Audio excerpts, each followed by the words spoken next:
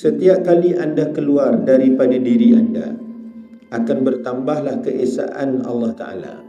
Selagi mana kita berada dalam ruang lingkup diri kita, maksud dia ialah semuanya aku buat, semuanya kerana aku. Aku buat ni, aku buat ni, aku buat ni, aku buat ni, aku usaha ni, aku dapat ni, macam itu.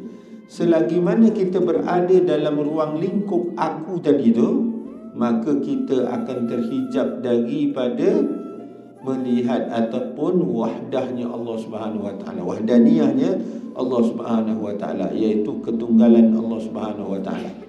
Kita tidak akan dapat melihat tunggalnya Allah pada sifat.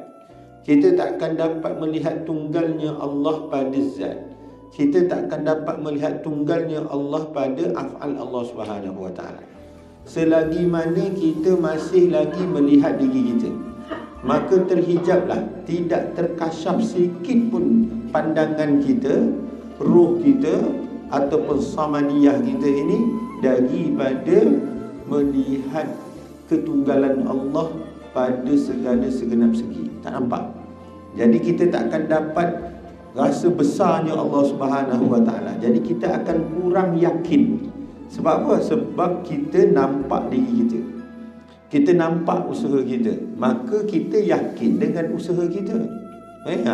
Aku buat ni pasti dapat ni, aku buat ni pasti dapat ni. Sehingga kan kalau kita buat ibadah sekalipun, kita tak boleh melihat diri kita, sehingga kita buat ibadah sekalipun. Betul, kita buat ibadah, kan? Kita buat ibadah untuk dapat syurga Allah Subhanahu Wa Taala. Betul, tetapi untuk peringkat yang lebih tinggi dipanggil sebagai total iman.